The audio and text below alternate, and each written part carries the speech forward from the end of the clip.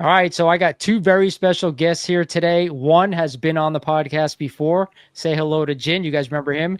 The guy who has worked with Todd McFarlane. Say hi, Jin. Hey, everybody. And of course, I have a brand new member, first time on the podcast, and hopefully, of course, he'll get on here again. DJ Linx, what's going on, brother? How are you? What's up, man? Thank you for having me. Yeah, so today I wanted to talk about something that, like, I think a lot of people who grew up like we grew up in the 1980s, some of your favorite movies. And to me, like, as I was thinking about doing this podcast, I'm like, I remember so many great movies growing up as a kid. Some I'm going to mention here today, some I probably won't get to, but I'm going to let one of you guys start off. So let's start with you, since you're the honorary guest here today, DJ. Give me a movie from the 80s that you absolutely loved, and talk a little about it, what you loved about it, all that good stuff. Yeah, thank you. My number one, and this is my favorite movie of all time. I had the VHS back in the day. Well, actually, before the VHS, we had it recorded somehow, bootleg, back in the 80s. Yo, it is my favorite movie of all time, and that's Predator. The original Predator, Predator 1 with Arnold Schwarzenegger. And for me, this movie's absolutely perfect from an action perspective. You're one ugly motherfucker. From a sci-fi perspective, from a score perspective, from a machismo perspective, because it is the 80s, guys with muscles. For me, it's just a perfect movie, man. And my mother introduced me to Predator, and I used to run this VHS tape back in the day. That's an awesome mom. I was going to say, what the hell, man? So all my lists. So in formulating my list, these are all movies that I had the VHS of. It wasn't things that, 80s movies that I didn't have and I wound up seeing as an adult or a teenager. And all of these movies I attribute to my mom, spending time with my mom. And she would put me on to like some dope ass movies. That's awesome to hear, man. Like Jin said, man, that is freaking crazy. Your mom recommends a Predator. I mean, my mom recommended like the Wizard of Oz. You get the Predator. That's awesome. See, I'm taking a cue from your mom, because my kid, my oldest, she's just turned 13, and I keep telling her, I'll watch John Wick with you. Watch John Wick with me. So I'm trying to turn her on to some of this stuff. Yeah, do it. I think Arnold was like the quintessential, 80s action hero, right? He did a lot of movies. Not only did he do that, what else did he do? Conan. I'm definitely drawing a blank. He did a million more. Oh yeah, Blade Runner, Commando. Or not Blade Runner. Commando. I forgot about that. Yeah, Commando. Yeah, I think his acting in Predator is probably his best acting of his career. A lot of people will attribute that to like Terminator or Terminator 2. He's just playing a robot, right? Yeah. So in this one, he's actually acting, and you can see like his intensity, the despair, the dread, like on his face is just, he does his best acting job in this movie for me by far. Yeah, I agree. Predator wasn't on my list, but I got to tell you, if you go back and talk about action movies from the 1980s, it's definitely up there. It's probably top 5 of all time. All right, Jin, you're up. Give us a movie off your list from the 1980s that you loved. All right. So this isn't in any particular order, but one that I know is probably on one of your lists, Back to the Future. Pick one or two, either one. Hey, Doc, we better back up. We don't have enough road to get up to 88. Roads? Where we're going, we don't need roads. But for me, I think I watched part 2 and then I watched part 1. I think that's how it went, but part 2 did it for me. The hoverboard. The hoverboard, being in the future, the microwave where you can cook a meal in 30 seconds. Oh my God. Do we have something like that these days? Kind of, sort of. Yeah, it was just awesome. Part 2 was so fun. There was something about that, creating a new movie franchise, right? And one that's so beloved and just hits you at your core. The storytelling, the characters, the acting. I mean, Michael J. Fox and Christopher Lloyd, it was the perfect duo for that type of movie. And it just works so well. And the concept, we always knew there was the concept of traveling backwards or forward in time, but man, they made it so fun.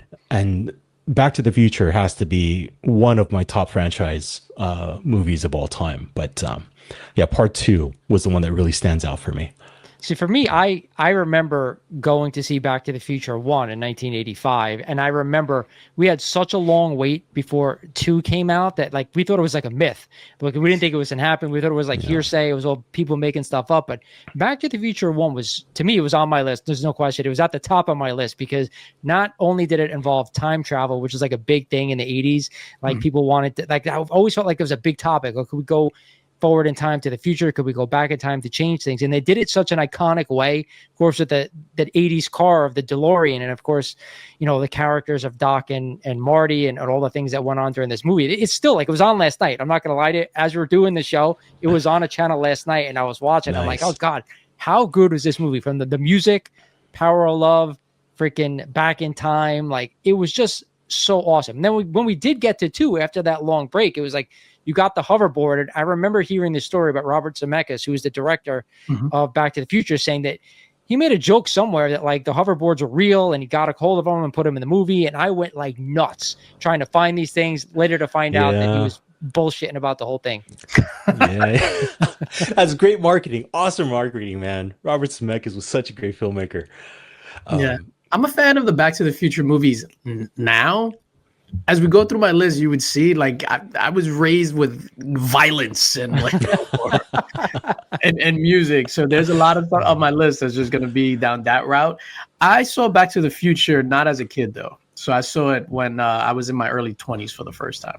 So there's a lot of things that I went back and I saw again for the first time. And there's probably going to be a lot of movies on your list that I'm just going to be like, doi. Well, you know what was.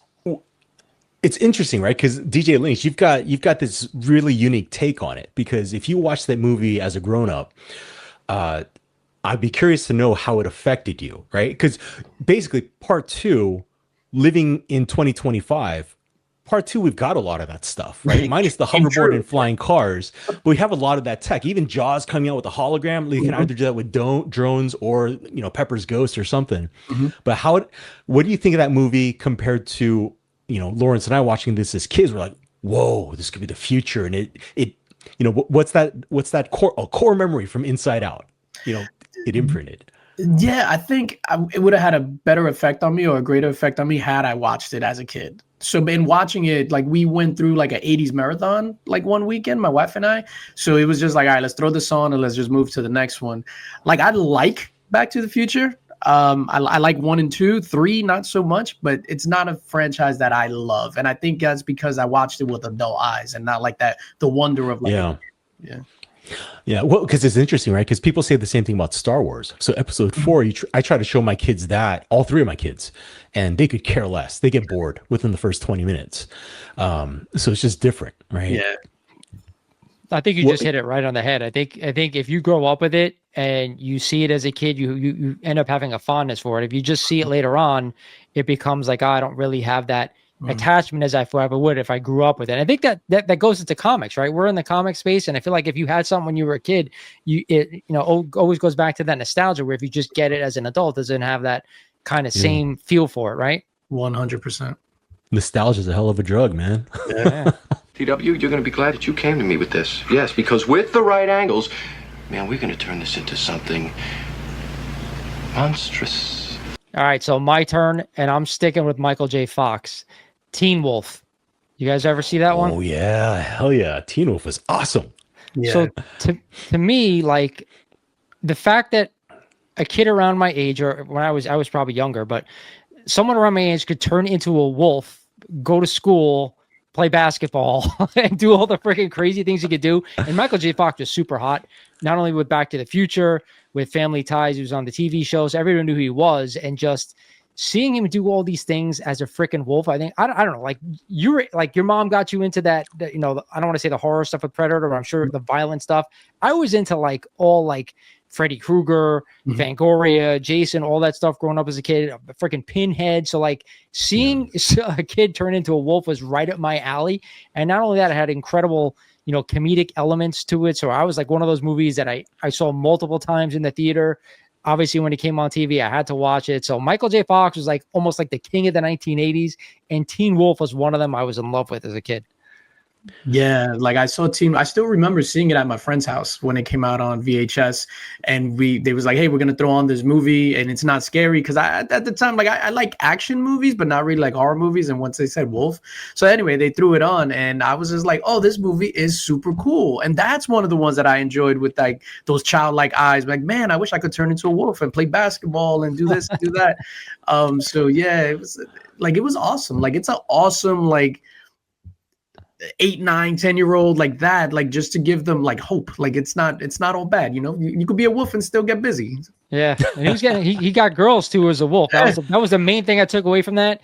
He was like a dork, and then all of a sudden he turns into a wolf, and he's pulling chicks. So that's why I don't shave to this day.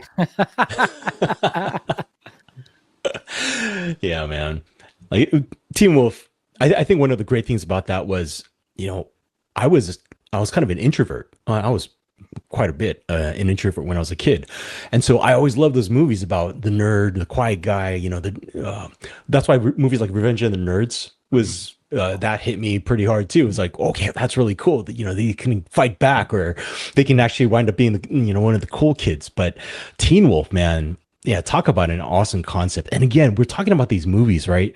Where these days, if they attempted anything like that, it wouldn't get greenlit, right? Yeah. It's got to be a blockbuster. And it's just so unfortunate because were any of these movies we're talking about right now perfect? Predator? Yes. Back to the Future? Really close. But then some of the other movies on my list, no way they're even close to being perfect movies, but they're just so damn fun, right? And they understand, again, they understood how to tell that story, the hero's journey, right? That one trope that works time and time again. And yeah, Teen Wolf was another one where I think the first time that he transformed, I don't know what it was, but I didn't really like horror movies too much as a kid, but that creeped me out. But it creeped me out in a way where like, all right, I'll keep watching, but I don't know. It's just funny you mentioned that because I remember that to me is one of my favorite parts in that movie where you see him turn into the wolf like the first time, because they actually did a pretty good job because they show like hair growing in certain spots, but you don't get to see everything, and then all of a sudden you see him turn and uncover his face and he's a wolf. So for the 80s, I thought they did a pretty good job. Does it have to be human?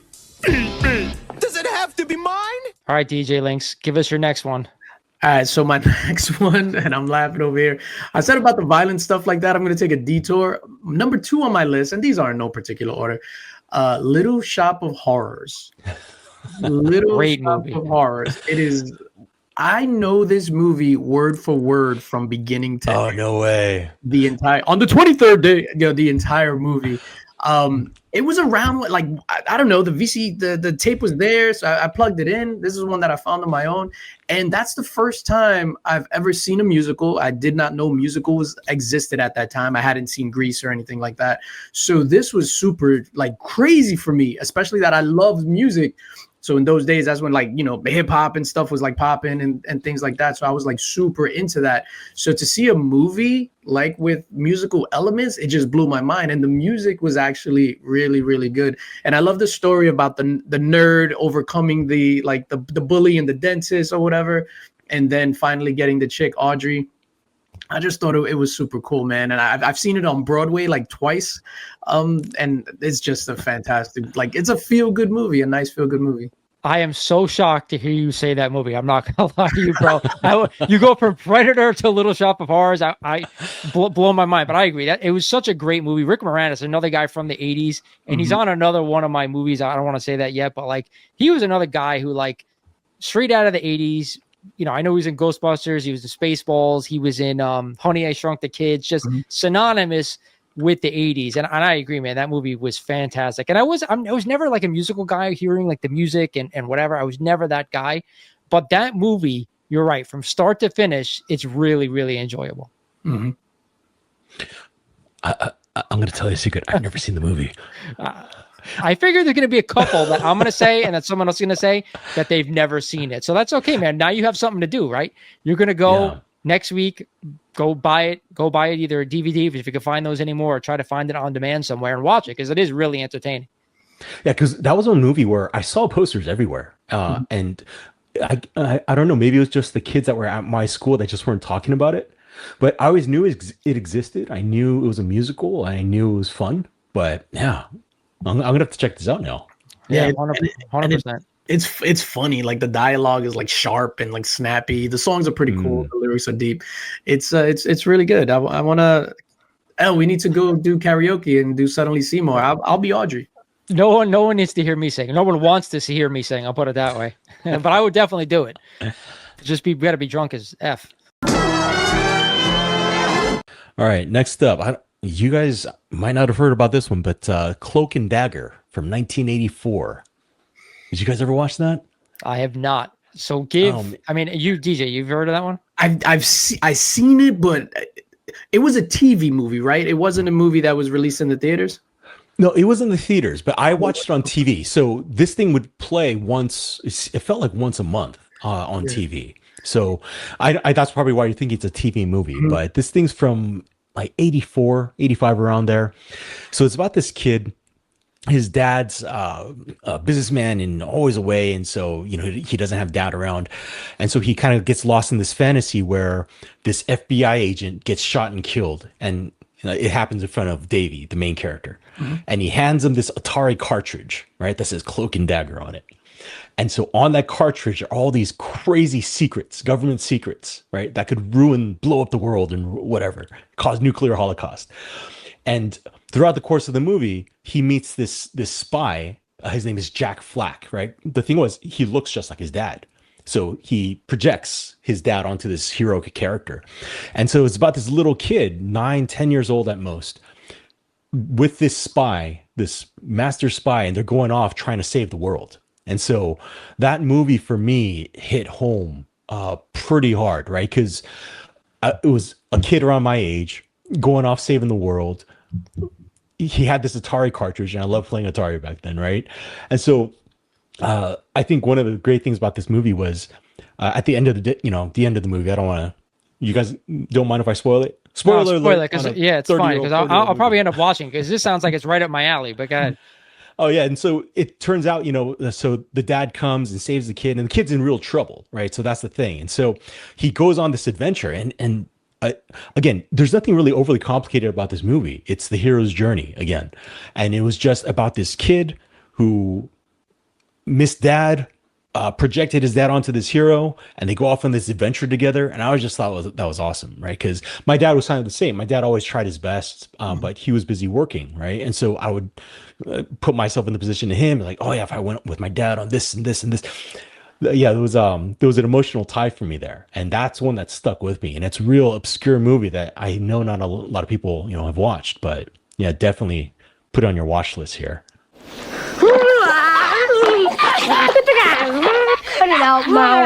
All right, my turn again, and I'm going with a classic, The Goonies. For me, like this is like the ultimate adventure movie if you're a kid. I think every kid, especially if you're a guy, right? If you're a guy, you wanted to go on an adventure. It was your dream to find like a treasure map and then go ahead with your friends to go ahead and find this treasure. I feel like that's every 80s kid's dream. And The Goonies just, it just went up on the screen, and every character in that movie was phenomenal, from Bran, the older brother, from Mikey, the younger brother with asthma, to Data, the tech guy, to Mouth, the arrogant kid. And of course, Chunk was my favorite. Do the truffle shuffle. And then of course you had the girls and you had Sloth, and you had the villains, the Fratellis, and you had a pirate ship. Like, who didn't like a pirate ship when you're growing up as a kid? So to me, The Goonies is one I think a lot of people are going to recognize if they're listening to this podcast as like one of their favorite movies as a kid. Oh yeah, come on, man. Like, The Goonies came out after Raiders, right? Was it between Raiders and Temple, I think? But you had that bridge between those two movies, and Goonies was it was perfectly timed. That movie, again, as far as like kids adventure, Stranger Things, or whatever else they're trying to remake and tap into nostalgia, Goonies was it. Ultimate kids adventure, action adventure movie. Yeah, it's perfection. It's not on my list, but it would have been on my list if we were allotted 8 choices. It's my wife's favorite movie, and we legit watch it like maybe once every 3 months. That's awesome. Yeah, we watch it like that once every 3 months, and it's like you guys said, the quintessential like kids adventure movie. Like they struck gold with that, and that hasn't been able to be replicated in any other kids movie since. Maybe Super 8 had a little bit of that magic. I Yeah. feel. Oh yeah, yeah. Yeah, but the Goonies is like it's its own thing, and it's just beautiful. I heard they're trying to come out with another one. Same cast except as older adults. I hope they do it because I feel like everybody would go see that, right? And Yeah. I try to get my kids to watch the Goonies when they were younger. They wanted no part of it. I Really? couldn't understand that. Really? What was it about the movie that you think that they weren't drawn to? They just don't sit like for movies. My youngest will go to like Marvel movies because he's into Spider-Man, he's into the MCU, but anything outside of that, like believe it or not, remember, you know the movie National Treasure, not an 80s movie with Nicolas Cage. Yeah. He actually sat and watched that. It was like, wow, that was awesome. But Okay. movies like the Goonies, he won't sit and watch, which I don't understand. Well, the Goonies was a slower burn, right? So again, when we talk about nostalgia and what we were familiar with as kids, movies could take time to tell the story over 90 minutes, 120 minutes, whatever it was, because we'd sit there for 10, 15 minutes just watching the setup. Because we had nothing else to do. What are we going to do? We had no smartphones or tablets and computers to get busy with. All right, Linx, you're up next, man. What's your next one from the 80s that we would love? Yeah, so this one is a movie that I hold near and dear to my heart. It's probably one of the only emotional movies on this list. Every time I watch it, brings a tear to my eye, and that's Maniac Cop. Maniac Cop, the greatest slasher movie that no one's ever heard of. Maniac Cop? Hold on. Maniac I've never seen that. Never seen it. You've never seen Maniac Cop, sir? Wow. Tell us what makes this thing so awesome. I'm just gonna blow this whole movie up. So it's a slasher film, but it's probably, and it's heralded. This is not just me talking. Other people are saying this as well. So it's probably like the greatest B movie of all time. So it's basically a killer cop going around killing people. And it's phenomenal. But the thing is, like, he was a cop on the force. His name is Matt Cordell. He was like an old school cop, like, take no BS. And he wound up going to jail for like excessive force. So he did it one too many times. So they put him in jail. And then the criminals that he put in there ended up attacking him and leaving him for dead. But then the guy in the morgue brings him back, or whatever the case is, and then he goes out and he's killing all these people for cause and some for not. It's a funny movie. Bruce Campbell is in it, so it's the first movie, and it might be I'm wrong in saying that, but Bruce Campbell is in it, and he doesn't have any creative input into the movie, right? So he had creative input with Evil Dead. He helped write it with Sam Raimi and stuff like that. And he actually hates this movie, but he's great in this movie because it's not the typical slapstick, funny Bruce Campbell. He's actually playing his role straight. And it's amazing for a B horror movie. I'm surprised like this doesn't get as much love as I hope it would. Matt Cordell, the Maniac Cop. I mean, we got two movies so far that I haven't seen. This is also great because that's part of the reason why I wanted to do this. I wanted to see if someone else would give me something that I've never seen before. So far I have two. That's awesome. Yeah. It's a trilogy, by the way. So Lawrence, if you're gonna watch this thing, man, set aside some time. You saw that? You saw it, Maniac Cop? No, I'm looking it up right now. I want to check it out. So forget about no. It's there's only two of them. There's only two. So part two, it's like a one is like how Halloween 1 and 2, like Halloween 2 literally picks up right after Halloween 1, the sound the same night. That's how Maniac Cop 2 is. It literally picks up at the same point that part 1 ends. Part 3 is an abomination. It is like horrible, quick cash grab. But yeah, I highly recommend this movie. And I'm not just saying it for me. Like, it is a good movie. So everybody that because they hear Maniac Cop, yo, that shit sounds trash. But then they watch it and they'll be like, yo, that movie was legit. Like, it legit is, like, awesome. Go back to then. When? Now. Now? Now. I can't. Why? We missed it. When? Just now. All right, here's one that oh my god, we talk about Little Shop of Horrors and DJ Linx, you've memorized it. Same for me with this movie, Spaceballs. That was on my list heard too. of it. Oh, was it really? Yep. So I don't get too excited over movies, but when I saw the announcement for Spaceballs 2 finally, after 30 some odd years, oh my god. What can I say about Spaceballs that everyone who's seen this movie hasn't already said. Oh my God, the humor was so stupidly good. Yeah. That 80s comedy, Rick Moranis, the Chevy Chase, Rodney Dangerfield, that era of comedy, it just works so well. And Mel Brooks brought them all together and made one of the best comedies still to this day. When you watch it now, yeah, it's goofy, it's corny, but oh my God, it's so stupid, it's good. So I'm assuming like Maniac Cop is maybe such a, I don't know if it's bad, but it's such a great B movie, right? It's the greatest movie of all time. Yeah, so come on, man. And on top of the fact that it's just a Star Wars spoof, and they did it so well, and they ripped on it so well. I mean, just look at the names: Lord Helmet, Lone Star, Princess Vespa, Barf. Yeah, I mean, just unreal stuff. And Mel Brooks is so underrated because his one of his movies is my all-time favorite movie, and that's Young Frankenstein. I don't know if anybody's seen it. I don't know if it's Awesome late 70s or early 80s, so I didn't put it on a list just because I didn't know when it came out. But like Blazing Saddles is another one from Mel Brooks that he's phenomenal. But Spaceballs is like the 1980s quintessential comedy, in my opinion, because they're also making fun of, like you said, Star Wars. It's made it even better. Yeah, I think it's the greatest parody movie of all time, like bar none, like the greatest. Well said. And the weird thing is, I saw Spaceballs before I saw Star Wars. Oh, nice. Yeah, Wow. For me, I had no idea what they were parodying, and as a kid, I found it hilarious. Oh, so you didn't even know what Star Wars was. You watched Spaceballs, love that. And then when you watch Star Wars, like, why are they remaking this comedy? No, so it's funny because I watched the original Star Wars when it was released for like the 20th anniversary, like in the late 90s. That's the first time I saw it. But I had seen the other ones on TV.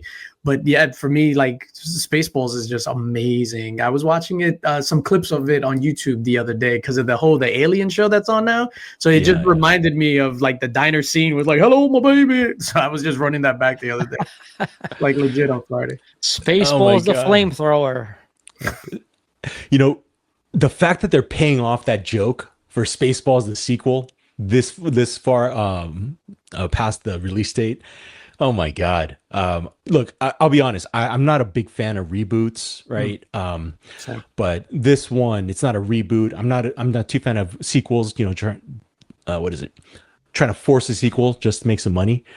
This one, if Mel Brooks is attached and he's not just doing this as a cash grab and he truly wants to just make the sequel that should have been made decades ago, I'm excited as all hell to watch this thing. He's like 100 years old, though. That's the only thing that worries me. He's old. Rick Moranis is old. So I don't know. Yeah. I'm sure it'll be good, but I don't know if they can capture the exact magic that they had in that movie original, but hopefully they can.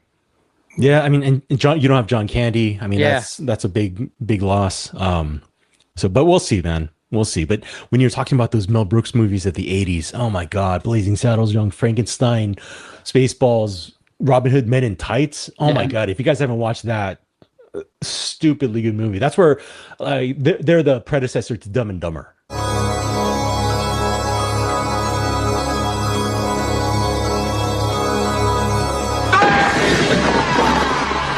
All right, so I'm up and I have a wild one because outside of Linx bringing up Maniac Cop, this is one I think both of you have seen, but I'm not too sure. Bloodsport. Jean-Claude Van Damme when he goes to the Kumite and fights in the Kumite. I was obsessed with this movie as a kid. That and Kickboxer. He was in another one, Kickboxer, later on. But Bloodsport was the original. Frank Dukes going to fight in the Kumite, being chased by the cops from the U.S. Every time it's on, I had to freaking watch it. It was like, it's such a great movie. Overcoming the big Asian guy. I don't even remember what his name was again. Tung Po. That was his name. No, Tung Po was the was it Bolo? Bolo Young. That's it. All right. So I was obsessed with this movie. Every time I saw it, I had to freaking watch it. But another action movie makes the list. Bloodsport. What do you guys think? Yeah, I mean, that was one of those movies that when it would come on Channel 11, no matter what you was doing, you would stop. And you would never catch it from the beginning. You would just put on the TV and it was there and you just had to stop. It made me want to do whatever fighting style that was. I don't even know. But I loved it.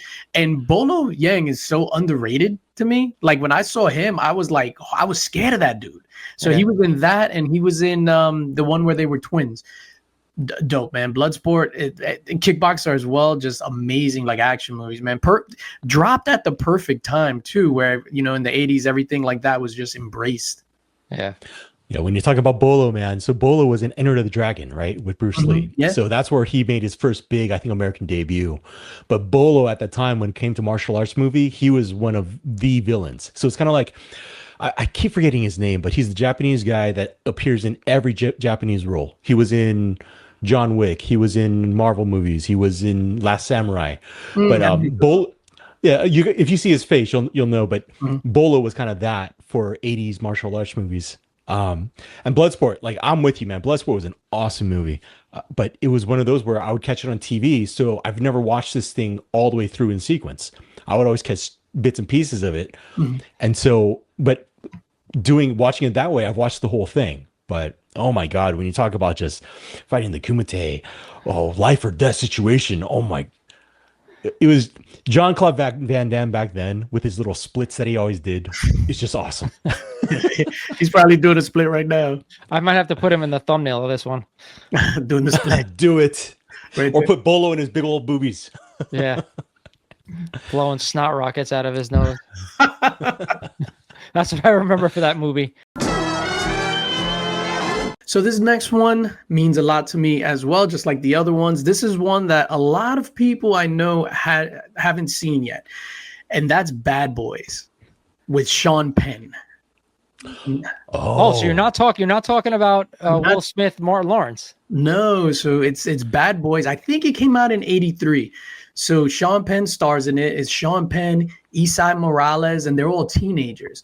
So they're all like street toughs, street punks, and Esai Morales does something to, I'm just like fast forwarding. Anyway, Sean Penn goes to jail. So it's about all these teenagers in like a Spofford in like a jail. And that should be used as like scared straight of what goes down in there. So Sean Penn is there.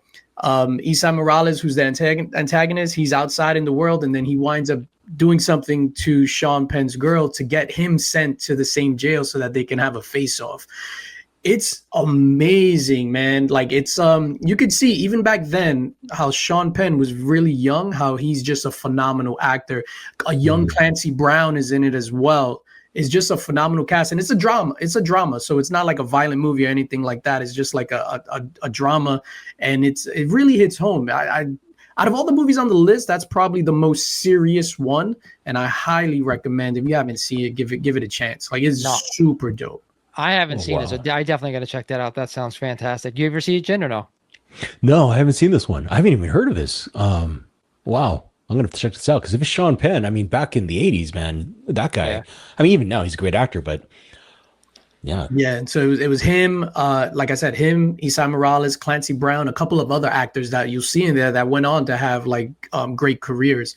It's dark too. It's dark. It's gritty. It's like 80s, like legit. Like, you look at that movie and it's like, it just says 80s or the early 80s. So it was like that bridge almost coming out of the 70s where everything was like gritty and like street to the early 80s where it continued.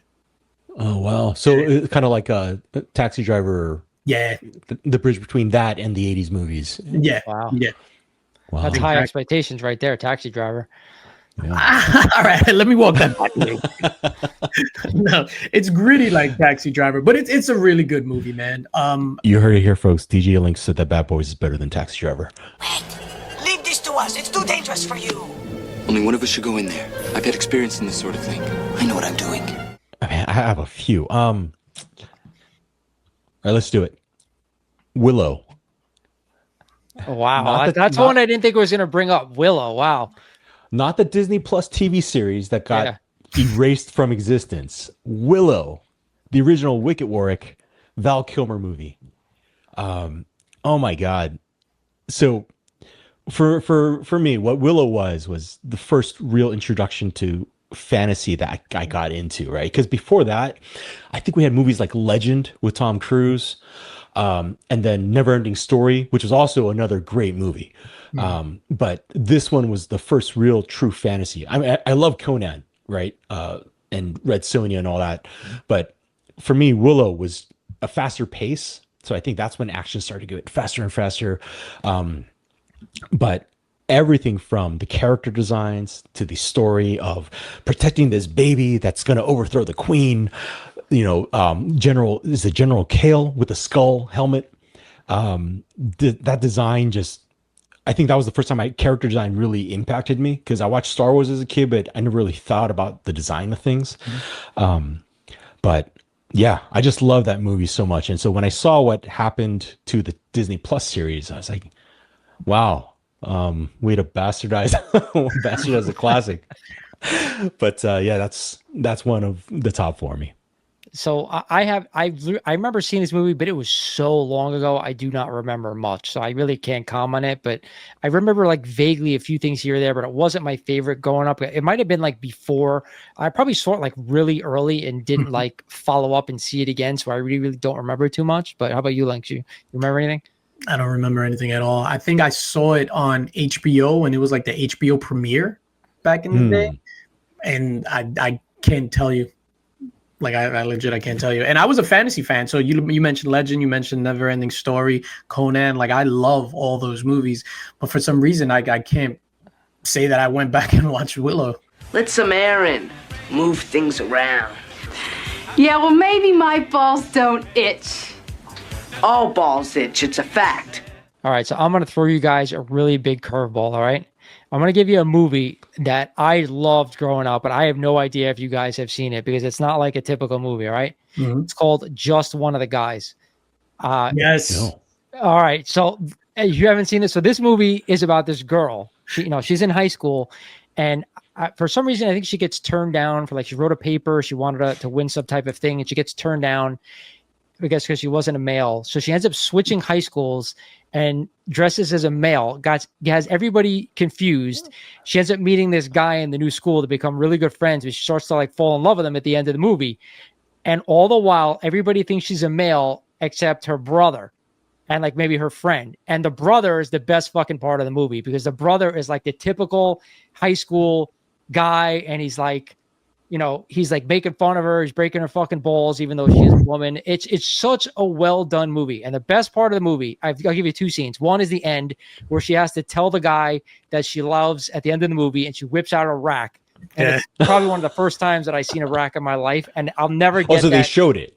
They showed it. Unbelievable. It's the 80s, brother. They're showing it. Yeah. And the second part was at one point in the movie, her and her brother are talking about just being a guy, and he goes, "Show me how you scratch your balls," to her. And she goes, he's scratching, and she's like, "No, you're doing it all wrong." He's like, "Well, maybe my balls don't itch." And he looks at her and goes, "All balls itch. It's a fact." I'll never forget that line in my life. Such a great movie. Awesome. Oh my God. Do you know if it's streaming anywhere? Because this is another one I'm going to be checking out. I just Google it because it's such an entertaining movie, such an interesting premise too. But the girl's cutesy, she's got short hair, but she's very cute. I was infatuated with that movie as a kid. Yeah, same. And my pause button was worked out on that. Yeah. On that so that was one of the first movies that that we had that it showed boobs. It wasn't even gratuitous or anything like that, but to a kid, I was just enamored. But it's actually a really good, fun movie. It is. And the brother is hysterical in the whole movie. He answers the phone. He's like, "Hey, fuck you, do all these." And he's like, "Oh, Mom says hi," and hangs up the phone. He was insane. That movie was it was all 80s, right? That movie is perfect 80s. Yeah, that can't be made today. Yeah. He did nothing too after that. I'm shocked. I haven't seen him in anything. Yeah, that movie was so fun. Now I want to watch it. Yeah. And I'm just going to pause just for all time's sake. Just do it when your wife's not there. No, fuck that. You made me watch Goonies, now we're watching this. No. Yeah. So I'm going to go with super simple hero story, as Jin mentioned earlier, Cobra with Sylvester Stallone. Oh, yeah. Cobra is my favorite Sylvester Stallone movie, bar none. Really? More than Rocky? More than Rocky. Wow. More than Rambo 2? Yep. I for some reason, I just love Cobra, right? So first and foremost, he's badass. He has a toothpick in his mouth at all times. Come on. What's more badass than that? The shades, the car, which is insane. He's just a cop, and then it's a simple story, right? So it's the cop, the girl, bad guy, Brian Thompson as the night slasher, was it, or the night stalker? I think it's the night slasher. Was amazing. Like, he's just an evil bad guy for the sake of being an evil bad guy. There's no backstory. There's nothing. It's just action and just badassery, if that's a word. Like, legit, this movie is just like badass from beginning to end. I love it. Take me in, pig. I remember watching that movie for the first time. You had to watch anything Stallone in that time period from 80s to like late 80s, because he was in everything. Not only just the Rocky movies, which I think late 70s, early 80s, stuff like that, but Over the Top, Tango and Cash, Cobra. What else? There's a ton. I'm missing a ton there, but I'm just going off the top of my head. Oh, Over the Top, I said that was one that I absolutely love. One of my favorite Stallone movies. But Cobra was awesome, 100%. Yeah, and when people talk about like his filmography, like they shit all over Cobra because it's so like plot wise, it's super paper thin, but it's just awesome. And like the action is awesome. The chase scene with his Seville, whatever. Yeah. Phenomenal. And Bridget Nielsen at the time, like, she was amazing. It's just a dope movie, man. It's fun. It's just super fun. Shitting on a movie like Cobra is kind of like taking advantage of a 5-year-old, because I mean, you know what a 5-year-old's capable of. You know what they're gonna mess up, right? Cobra, it was just it was popcorn flick. Like, It was a true popcorn flick, taking one of the hottest stars of the 80s, right, all time in terms of action movies, and just making a movie about killing people. And that's a movie that it bombed at the theater, but it got a cult following on VHS. I think we know what kind of like movies Linx was into, like growing up. He wanted to fuck people up, man. Yeah, legit. No, and again, like all these movies, these are from my mom. So what happened was, we didn't have in our neighborhood. We grew up in Bed-Stuy, Brooklyn, right? So we had a video store, but it was like super expensive. So what we would do, there was a guy in the neighborhood that would record movies off of cable. We didn't have cable at the time. He would just record movies, and you would rent the movies from him. And on each VCR tape, there were 3 movies. So one of them, that's how I remember. It was he recorded on SLP mode, man. Yeah. So it was like Predator. To this day, I remember it was Predator, Maniac Cop, and Out of Bounds.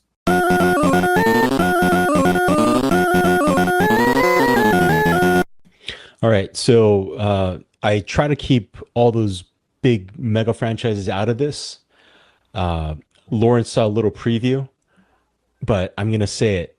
My favorite Star Wars movie, hands down, Return of the Jedi. Yes, that trumps Empire Strikes Back for so many reasons. But Jedi, take the Ewoks out of it. Right? I loved the Ewoks growing up as a kid. I don't know why people shit on them. I know. I didn't mind it. And I know people hated the Ewoks. Even to this day, they hate the Ewoks, but I didn't mind them that much. But when you think about everything we got in Jedi, right?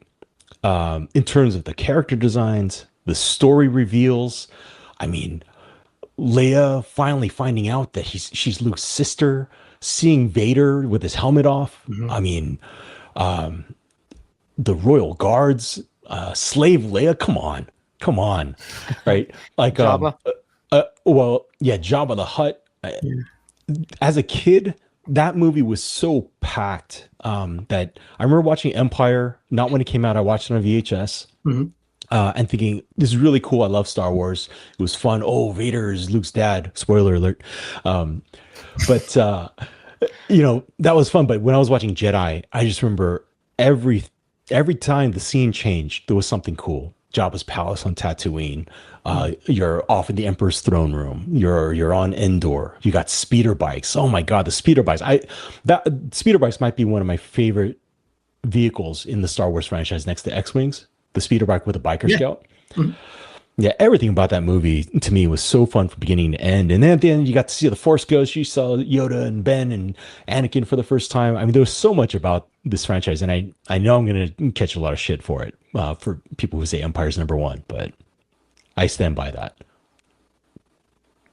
I don't know. I'm not a huge Star Wars fan. Obviously, I've seen them all, but like growing up as a kid, like I feel like the first 2 were big deals, and the third one was like I remember that one the most, and I was most excited for the Ewoks, but I really never was like crazy about the entire franchise. So I'm not. I know I get killed all the time for saying how could you not? I just like, to me, like, I enjoyed a lot other movies better. Like DJ Links, more of like a a crime. I don't want to say horror, but like beat 'em up type of movie, or Maniac Cop. But for me, I was always into like the comedies and like occasionally like a sports movie, something like that. That was just more me.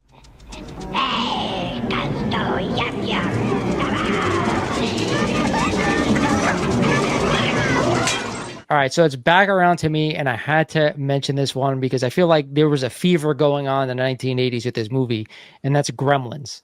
Gremlins to me was like the dream, because I grew up like a monster kid. Like, I like monsters, and just the story behind Gremlins about like this guy goes to Chinatown and basically buys this little animal that has all these little rules to it, and none of the rules get followed, and all of a sudden he bursts these other mogwais that turn into gremlins after midnight. It was such a crazy thing, but it became huge in the 1980s. And I remember loving the gremlins, like not just the mogwai, but the actual disgusting gremlins themselves. Stripe, the woman gremlin, I don't even know what the hell her name was, but the fact that they actually had a sequel, I'm actually hearing they're going to do another one. So all these great 80s IPs, Gremlins, Spaceballs, we mentioned one before. I forgot what it was. Goonies, that they're going to do another one finally. So the Gremlins is one for me that, like, every time I see it's on, again, another great Spielberg movie, I always have to watch it. Yeah, for me, we watch it every Christmas. It's on our Christmas list, our Christmas viewing. That and Rudolph the Red-Nosed Reindeer.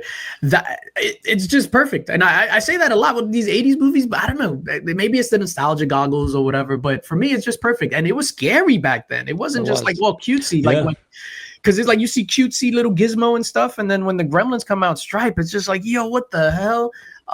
It's just a good ass movie, man. And I'm kind of like, when I hear that they're making a sequel to it, like all these years later, it's like, where have the Gremlins been this entire time? That's the whole thing. You want to know where they've been, right? It's been so freaking long since they actually did another one that we have to see. Like, well, what's been going on the past 30 plus years? I take it back. I'm sold. Yeah, Gremlins was, again, we're talking about the special effects of the 80s. Man, it looks so cool. When you saw those little fur balls popping off his back at night, I don't know, that kind of stuff creeped me out. So we're talking about it being pretty scary. But when I saw those things, evolving and growing, it was gross, but in a good way. Because I'd be one of those kids, I'd be doing this and watching through my fingers. Yeah, Gremlins has to be... The fact that you watch it every Christmas, I never even thought about that, but it's something I might have to do with my kids. Watch it every Christmas. Pretty awesome. It is a Christmas movie, though. It takes place around that time. Am I weird for that? Like, no. I feel like I'm being judged. It's like Die Hard is a Christmas movie too. All the Die Hards are Christmas movies. Yeah, there you go. Yeah, same. Back to the horror piece of it. Super scary when Stripe at the end, when he falls into like the fountain and then comes out and he's like all like Emil from RoboCop is like insane.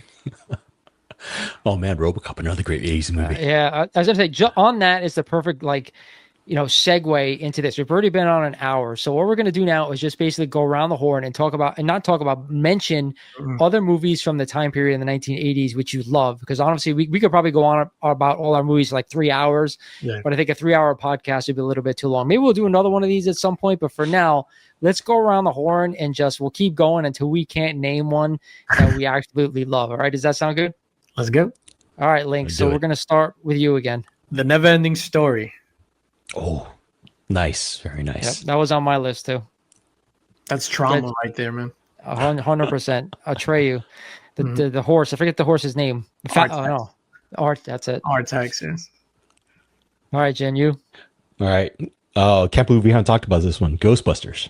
Another one on my list as well. That Ghostbusters like took over the 80s as well. Like, again, they did a third one, but it took them 30 plus years to do it, and then it stunk. Yeah, for me, I'm going Police Academy was one that I always found comical. Yeah. Classic. A lot of stupid characters, but always something I found funny. Mahoney, all 15 sequels or however many dozens they've done. For me, I'm gonna go Scarface. So I fell in love with Scarface. I was just like, super criminals that are Hispanic like me, I'm in. Oh yeah. Classic. All right, here's one. Big. Tom Hanks. Dude, I always loved that movie growing up as a kid because as a kid, like you can't wait to get to be an adult. And like just the fact that this kid made a wish, became big, and then had to deal with all the shit that he went through. It was such a good movie, such a great 80s movie. Wow. Fantastic. For me, I'm going Die Hard. Love John McClane, all of them. All three were fantastic, but the original was in the 80s. That's right. Anyone who says he's just a normal dude and how does he do all that stuff over the 3 movies, just take a seat. Just take a seat and watch this thing. We talked about like action stars. How did we not mention Bruce Willis? Because he was fantastic. It's funny, for some reason, I forget that Die Hard came out in the late 80s. Yeah. For me, I'm going to go with The Last American Virgin. So it's kind of like up the same alley as Just One of the Guys with Gary, and they fall in love, high school kids, and there's an abortion involved. It's probably the most like heartbreaking ending to a movie, like to like a teen drama movie ever. Great pick. Oh wow! All right, Stand By Me. That was another one that was I had a long list. Yeah, absolutely. Freaking fantastic movie. I think if there's one of the movies like The Goonies. If you're a young boy, you'll love that movie. Yeah, the coming of age tale. I mean, it's one that I'm going to try to watch with my son when he gets old enough. But yeah, great movie. For me, I'm shocked we didn't mention this one, The Karate Kid. Oh my God! How did that not come up? Yeah, Mr. Miyagi was everybody's best friend, man. Even now, like all these years later with Cobra Kai, did you watch that? No. Oh, dude. Yeah. It is so cheesy good. It's fantastic. But the original Karate Kid trilogy was one of my faves. Yeah, I have a love-hate relationship with The Karate Kid. Like, my real name is Daniel. So once The Karate Kid came out, I was Daniel's son. So like, even to this day, people still call me Daniel's son, which is crazy. Oh my At God. least they don't call you Miyagi. That's true. That's true. Oh, snap. For me, and this is another one of those pause moments, A Nightmare on Elm Street Part 3, which I think is the best Freddy Krueger movie, hands down, dude. 100%. The Dream Master, right? Yeah, the Dream Master. Unbelievable, dude. No, wrong. Not the Dream Master. I'm sorry. The Dream Warriors. Dream Warriors, right? That's it. The Dream Warriors. When he turns into that big thing and Snake and is eating the girl, my God. I was like, that was my thing as a kid. I loved horror movies. So like, I'm surprised we didn't mention that earlier, but I'm with you, man. Freddy Krueger was the shit. Yeah, and for me at the time, like, because you want all the people to die, like all the young kids to die. Like, and this, they were warriors. They were all like tough and then fighting back. So easily the best Freddy Krueger movie. The one thing I want to add is like, who thought of this fucking character? The guy that attacks you when you're asleep with knives on his hands as a glove. Like who the F thinks of this, man? Wes Craven. I know it is Wes Craven. That's just nuts to me. It's insane.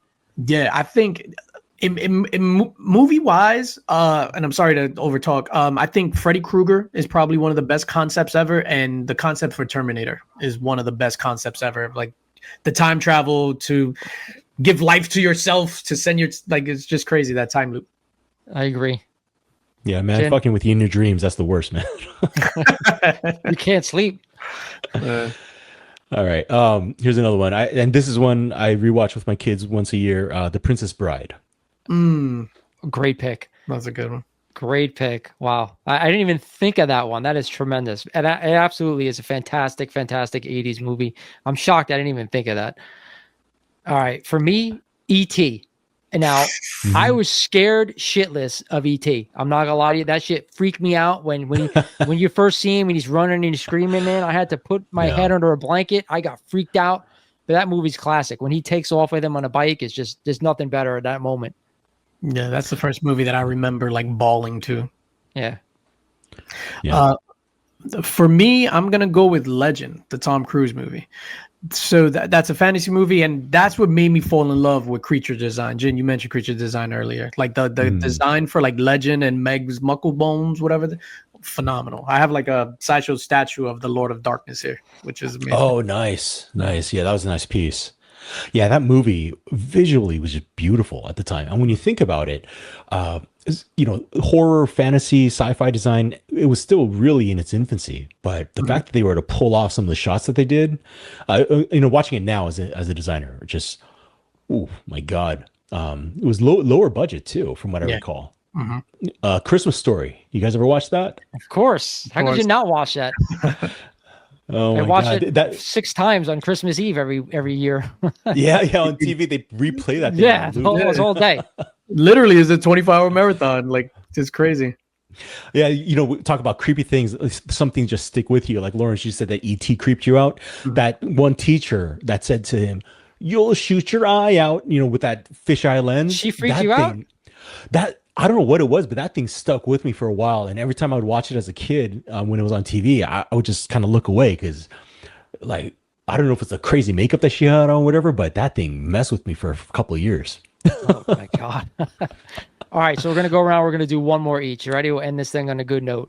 So for me, I'm gonna go Porky's. I don't know if you guys ever saw Porky's trilogy. Oh yeah. Talk about the pause button, man. Yeah, exactly. Pause button broke on that movie. You could see what type of kid I was, what I was into. But like that was one of those movies, like just one of the guys where like you're a teenager and I was younger at the time, but like doing all that crazy stuff with that movie, one of the best. Oh, yeah, that and Meatballs. If you're gonna say Porky's, I think you have to add Meatballs. Yeah, they're all in the same conversation. Yeah. For me, my final pick is going to be Critters. So I think Critters is just a fun, like, stupid movie, alien invasion thing. The thing where the guys where they could morph their faces into different characters, and then one of the aliens chooses Johnny Steele because he's watching the video in the spaceship for some odd reason or whatever. It's pretty dope. Oh no, it wasn't in the spaceship. It was at the gas station. Anyway, Critters. That's I haven't thought about that movie in years. Wow. I know. I'm trying to recall what I've seen of that movie. I just remember loving it. Such a fun movie. All right, Joe, we're going to end on you, but I am going to mention one more because it should have been on my list that I just thought of. But again, you give me your last one. All right. Airplane. I love the hell out of that movie. Part 1, part 2, it doesn't matter. They were just so stupid and funny. And I remember as a kid, I remember that one where you had the autopilot and she had to blow him back up because it was inflatable. Yeah. I didn't get that joke as a kid. I know, right? That was so funny. And then it was only as a teenager in high school rewatching, I'm thinking, oh my God, I watched this when I was, elementary school. It was awesome. That's such a good movie, the first one. All right, so before I let you guys go, I got to give you one more because I totally forgot about this movie until you just mentioned one, and that's the movie Mannequin. Oh, yeah. Dude. Awesome. Just the premise of that movie that the dude, working at whatever, and this mannequin comes alive and only he could see her. It's just magical between the music of that movie, between the story, I used to love Kim Cattrall in that movie too. She was beautiful, but that's one I think that everyone from the 80s loves. What do you think? When you're talking about being a young man in the 80s, Mannequin and Weird Science are the two that's just talk about fantasy come to life, right? Yeah, they were awesome. Yeah. I love. Oh my God. Yeah, I love Mannequin. That was one that we recorded from like Channel 5 or whatever. They showed it, and I just love that movie. I'm surprised that I didn't put it on. That would have been in my top 7. Like, that's such a good movie. Yeah, I had forgotten about it until he mentioned one of the others. So I was like, oh, I had to at least mention it on here before I let you go. If you'd like to become a sponsor here on the Mighty Rewind Podcast, make sure you reach out at the Mighty Rewind Podcast at gmail.com.